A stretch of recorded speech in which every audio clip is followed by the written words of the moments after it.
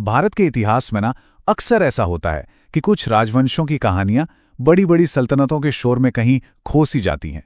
तो आज हम एक ऐसे ही राजवंश के सफर पर चलेंगे, बघेल राजवंश, जिनकी वीरता और कला से मोहब्बत की गूंज आज भी मध्य भारत की वादियों में सुनाई देती है।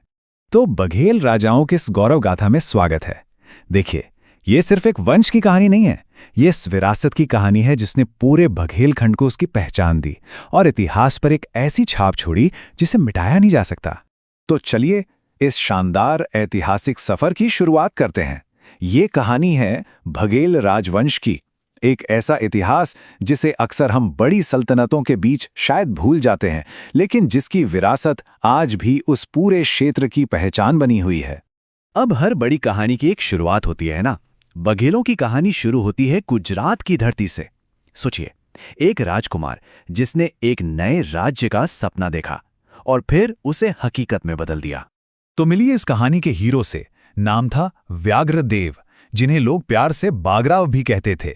वो कोई मामूली इंसान नहीं थे, बल्कि गुजरात के मशहूर सोलंकी राजवंश के राजकुमार थे, वीर धवल के बेटे, मतलब शाही खून, और उस खून में कुछ नया कर गुजरने की जबरदस्त चाहत थी। तो सवाल ये है कि ये सब हुआ कैसे। देखिए, बात है लगभग 13वीं सदी की। गुजरात के सोलंकी राजा भीम द्वितीय ने व्याघ्रदेव को बघेला नाम का एक गांव तोहफे में दिया। बस यहीं से एक चिंगारी उठी। एक छोटे से गांव से शुरू करके व्याघ्रदेव ने पहले मरफा और फिर गहोरा में अपनी सत्ता जमाई, और इसी तरह बघेल खंड की नींव रखी गई। लेकिन एक राज्य बनाना सिर्फ तलवार की धार पे नहीं चलता। कभी कभी सबसे बड़ी ताकत सही वक्त पर किए गए गठबंधनों से मिलती है। ऐसे गठबंधन जो आने वाले कल की पूरी दिशा ही बदल देते हैं। व्याघ्रदेव के बेटे कर्णदेव ने एक बहुत ही, कह सकते हैं कि एक मास्टर स्ट्रोक चला। उन्होंने उस इलाके की एक और बड़ी शक्ति कलचूरी ठाकुर सोमदत्त की बेटी से शादी कर ली। अब ये कोई आम शादी नहीं थी, ये दो ताकतों का गठबंधन था, आने वाले तूफानों के सामने एक मजबूत दीवार। और इस गठबंधन का इनाम कोई छोटा मोटा तोहफा नहीं, बल्कि अजय और अभेद्य माना जाने वाला बांधवगढ़ का किला। समझिए, ये सिर्फ पत्थर और गारे की दीवारें नहीं थीं, ये उस दौर में पावर का सिंबल था। इसे पाकर बघेल राजवंश ने अपनी जड़ों को उस जमीन पर हमेशा के लिए जमा लिया। तो इस मजबूत नींव पर एक के बाद एक राजा आए और राजवंश बढ़ता चला गया। कर्णदेव के बाद सुहागदेव, सारंगदेव और भीमलदेव जैसे शासकों ने न सिर्फ इस विरासत को संभाला, बल्कि अपने राज्य में शांति और खुशहाली लाकर इसे और भी मजबूत बनाया। हर राजवंश की कहानी में एक सुनहरा दौर आता है ना। बघेलों का सुनहरा दौर उनकी दोहरी पहचान को दिखाता है। एक तरफ मैदान जंग में जबरदस्त पराक्रम, तो दूसरी तरफ कला और संस्कृति के लिए एक गहरा सच्चा प्रेम। इस सुनहरे दौर के दो सबसे चमकते सितारे थे, महाराजा वीर सिंह, एक बेमिसाल योद्धा, और महाराजा रामचंद्र, कला के सबसे बड़े पारखी। दो बिल्कुल अलग शख्सियतें, लेकिन दोनों ने ही मिलकर बघेलों का नाम इतिहास में हमेशा के लिए अमर कर दिया। पहले बात करते हैं महाराजा वीर सिंह की। वो सिर्फ एक इलाकाई राजा नहीं थे, उनकी धाक दिल्ली तक थी। उन्होंने खानवा की मशहूर लड़ाई में बाबर के खिलाफ राणा सांगा का साथ दिया था, और उनकी बहादुरी का आलम यह था कि मुगल बादशाह बाबर भी उनसे इतना इम्प्रेस हुआ कि उसने उन्हें रीवा राज्य का नानकार दे दिया, मतलब टैक्स फ्री जमीन का अधिकार।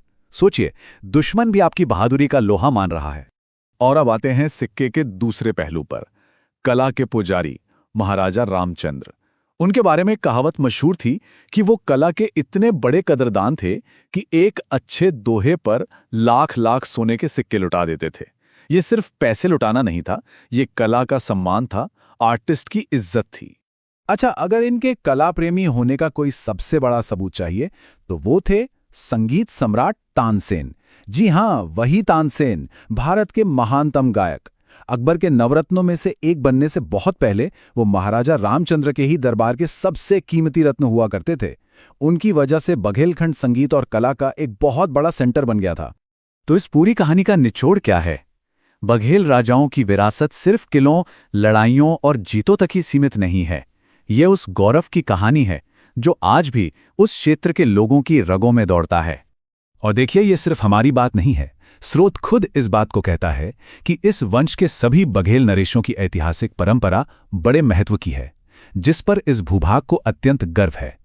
मतलब साफ है, ये इतिहास सिर्फ किताबों में नहीं बल्कि वहां के लोगों के दिलों में, उनकी पहचान में जिंदा है। लेकिन रुकिए, कहानी अभी खत्म नहीं हुई है। एक सवाल अब भी बाकी है। जब दिल्ली की सल्तनत पर गुलाम वंश का राज था, तब इन बघेल राजाओं का क्या हुआ?